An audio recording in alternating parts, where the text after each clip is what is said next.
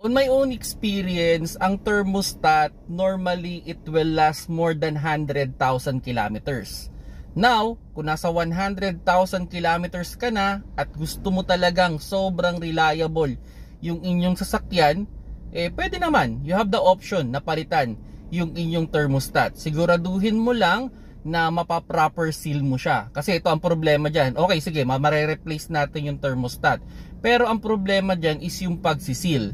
Kung sakali mang yan ay may o-ring na kailangan bilhin, palitan mo na rin para at least isang gawaan lang.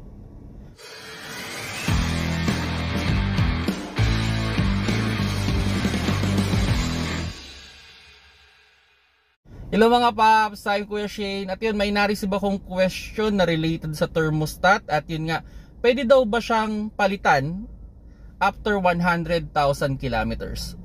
Kung ako ang tatanungin, pwede. That's a good option, basta maipa-proper seal mo ulit. Okay? Kasi kung wala naman dapat problema, ay wag nating gagalawin.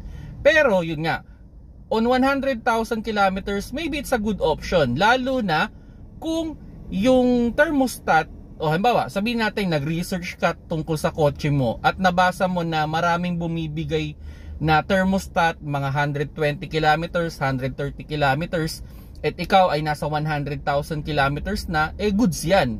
Okay na okay ako dyan. Kasi kumbaga, early na natin. Kaysa naman mag-overheat ka na nasa gitna ka ng kalsada. Actually, isa yan sa mga suggestion ko, yung early prediction na pwede naman natin yang makita dun sa mga experience ng iba. Like ako, for example, auxiliary fan motor. Sabihin na natin, on my own experience, nasisira siya ng mga 80,000 kilometers kung babad sa city driving yung sasakyan.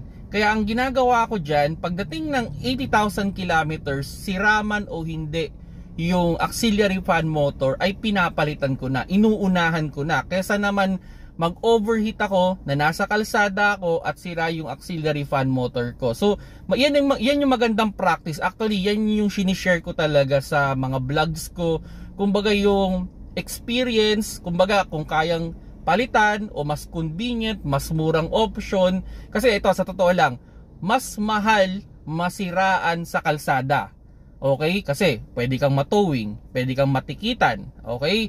Or pwede magawa yung sasakyan mo kaso hindi proper yung parts na ilalagay. Kasi syempre, normally pag ginagawa sa kalsada is enough lang para maiuwi o madala mo sa mga shop. Pero yung talagang mare-repair yung sasakyan, makakapili ka ng parts na tama, posibleng wala ka dun. Kumbaga, ang mangyayari dyan, pwedeng gagawa ng paraan or mayroong itong available lang, ito lang yung ilalagay dyan. Now, parang converted na yung iyong sasakyan. So ako, hindi ako fan kasi ng pagko-convert, On my own experience, ang problema kasi sa convert, minsan, pag nasira ulit yung sasakyan, ang hirap nang gawin. Kaya as much as possible, kung ano yung original parts, yun pa rin yung ilalagay ninyo. Okay mga paps, so sana yun, nakakuha kayo ng konting idea with regards sa pagre-repair or early prediction. Isa yan sa mga magandang gawin ninyo mga paps, Kumbaga, bawa, may kotse kayong ganito, punta kayo sa group, basa-basa kayo kung ano yung mga nasisira, magtanong-tanong kayo kung ano yung ilang kilometers ba nung nasira to, at kung nakita naman ninyo na, okay, malapit na ako dito. Pag-isipan nyo na, pwede kayong bumili na kagad ng pyesa na yun, itabi nyo lang para anytime na magka-problema ka doon sa parts na yun, meron kang isasalpak agad.